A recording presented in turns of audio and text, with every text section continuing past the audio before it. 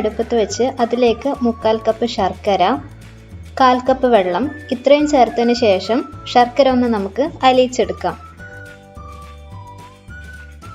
നിങ്ങളുടെ കയ്യിൽ ഓൾറെഡി ശർക്കരപ്പാനി ഉണ്ടെങ്കിൽ അത് ഉപയോഗിക്കാവുന്നതാണ്. ഈ ഒരു സ്റ്റെപ്പ് നമുക്കപ്പം ഒഴിവാക്കാവുന്നതാണ്.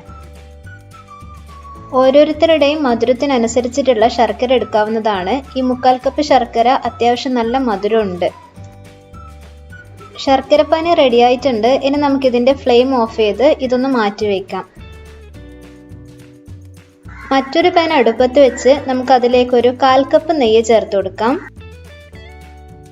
നെയ്യ് നന്നായിട്ടൊന്ന് ചൂടായി വരട്ടെ. ചൂടായി വരുന്ന സമയത്ത് അതിലേക്ക് ഒരു 1/2 കപ്പ് ഗോതമ്പിൻ്റെ പൊടി ചേർത്ത് കൊടുക്കാം.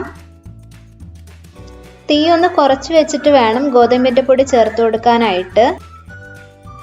ഇനി ഒരു 1-2 മിനിറ്റ് നമുക്കിതൊന്ന് ചെറുതീയിലിട്ടിട്ടൊന്ന് വറുത്തെടുക്കാവുന്നതാണ്.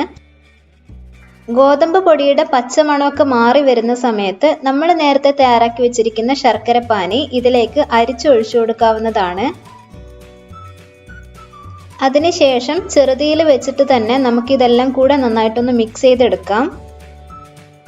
വളരെ പെട്ടെന്ന് തന്നെ വളരെ എളുപ്പത്തിൽ നമുക്ക് തയ്യാറാക്കാൻ പറ്റുന്ന ഒരു സ്വീറ്റിൻ്റെ റെസിപ്പിയാണ് ഇപ്പം നിങ്ങൾ കണ്ടുകൊണ്ടിരിക്കുന്നത്. ഇതുപോലുള്ള റെസിപ്പികൾ നിങ്ങൾക്ക് ആവശ്യമുണ്ടെങ്കിൽ തീർച്ചയായിട്ടും ഈ ചാനലൊന്ന് സബ്സ്ക്രൈബ് ചെയ്യണേ. ഇനി ഇതിലേക്ക് 1 ടീസ്പൂൺ ഏലക്കാപ്പൊടി ചേർത്ത് കൊടുക്കാം. അതിനുശേഷം ഒന്നും കൂടെ നന്നായിട്ട് മിക്സ് ചെയ്തെടുക്കാം. അപ്പോൾ നമ്മുടെ സ്വീറ്റ് ഇവിടെ റെഡി ആയിട്ടുണ്ട്. ഇനി നമുക്കിതിൻ്റെ ഫ്ലെയിം ഓഫ് ചെയ്യാം. ഞാനിത് മറ്റൊരു പാത്രത്തിലോട്ടേക്ക് മാറ്റി കൊടുക്കുന്നുണ്ട്.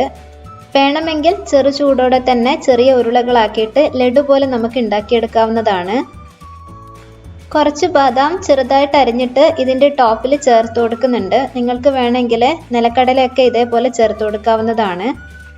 പിന്നെ നെയ്യിൻ്റെ അളവ് ഒരിക്കലും കുറയ്ക്കരുത് കേട്ടോ. നെയ്യ് കുറയുന്നതിനനുസരിച്ചിട്ട് ഇതിൻ്റെ ടേസ്റ്റും കുറയുന്നതാണ്. ഇത് നമുക്ക് ഇതേപോലെ തന്നെ സ്പൂണിൽ കോരി കഴിക്കാവുന്നതാണ്. അതല്ലെങ്കിൽ ഞാൻ നേരത്തെ പറഞ്ഞതുപോലെ ചെറിയ ബോൾസാക്കി മാറ്റിയാൽ ലഡു മാതിരിയും കഴിക്കാവുന്നതാണ്.